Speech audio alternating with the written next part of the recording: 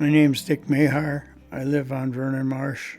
I lived out here for 30 years, and the past 30 years were some of the best times of my life. I saw a lot of fun wildlife and did a lot of looking for artifacts and deer antlers, and I spent many hours out here canoeing and trapping and hunting, and something I really enjoyed. I'm now 87 years old, and them days are gone, but I have a lot of great memories, and I got a lot of pictures that I had over the years. And from day one that I moved out here, I logged every day's activity, whether it was return to the bluebirds or the sandhill cranes or any other wildlife activity around here. I got it all documented. And when I first moved out here, I was 57 years old. I moved out here, and that was 30 years ago.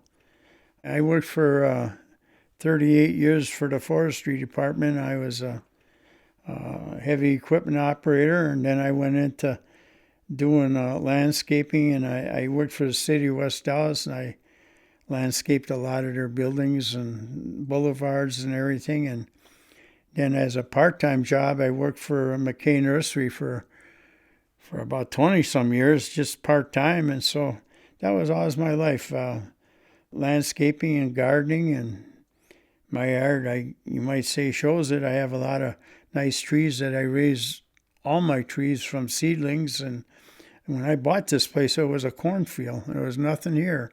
And so everything you see now is my wife and I planted, and her love was the same as mine. We both loved nature. We both loved gardening, and we turned this spot into a little oasis, you might say. But we had a big garden every year, and every year I would have way too much produce. I would put it out by the road for free, and it got to be where neighbors all looked forward to getting all them tomatoes and cucumbers and things, and it was a nice thing. And one day a guy left a card, and I opened it up, and there was $100 bill in there that he gave me for, and there was a Bible verse in there about giving like he did. And I tried looking him up again to talk to him, but I never got a hold of him. So what I did with that $100, I gave $50 to a family in Milwaukee that just lost a son in the war, and I gave another $50 to a family in Waukesha that lost a son also. And the reason I did that, I lost my son-in-law in Iraq, and so many people helped my daughter. And it just was a great thing, and I believe in giving.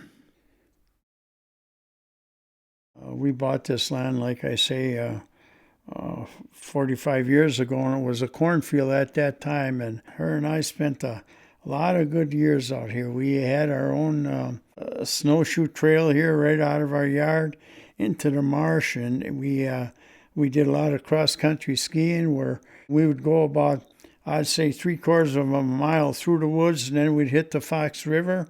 And once we got on the Fox River, that was really like a highway from the snowmobilers and everything. And it was just a nice night to spend in the woods skiing, And we took our dog, and it was nice.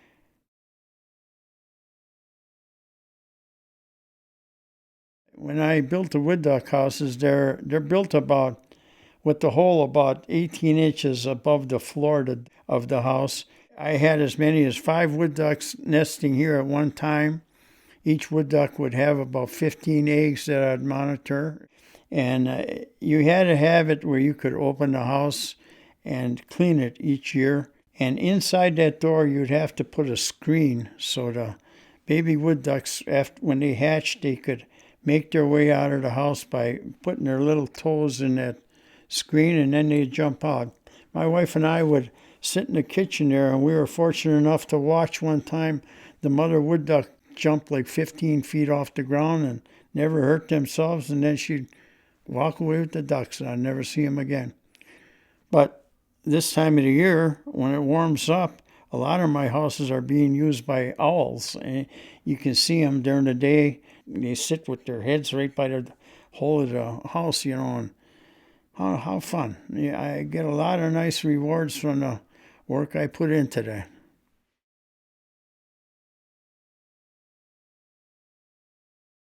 Last year, down the block from me, I saw a woman on the side of the road with her flashes going, and I looked, and in front of her car was a big snapping turtle, and there were eggs laying all over the road. And so I got out, and she says, "Oh, don't go there." She says, "That turtle's laying eggs, and I'm in touch with the nature center, and they told me to sit here and watch that it don't get hit by a car."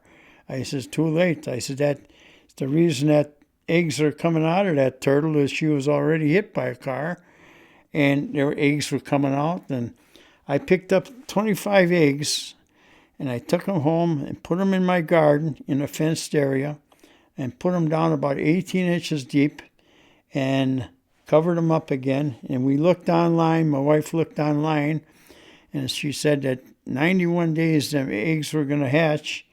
And the 91 days were up. I went out there and I looked, and 24 out of the 25 eggs hatched. And turtles were all over my yard. And what a fun thing that was, But I had a wife that I was married to for 50 years, and she passed away 12 years ago, and lucky I was able to find another good woman and got married 3 years later, and now I've been married 10 years to her, so I got a good life going.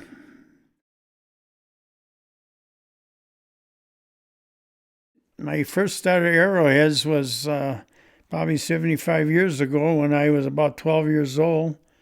Over the years, I hunted and I trapped, and wherever I hunted and trapped, I was always looking for artifacts, and I found them. I have a big collection of artifacts from Big Muskego Lake, and I have them from Fox River here and all around Vernon Marsh. I was lucky enough to hunt all this land with the different farmers I knew, and because of my interest in Indians, I bought a lot of books on Indians, especially Wisconsin Indians, and different types of arrowheads and that. And anyhow, I have a small part of my collection right here in this frame.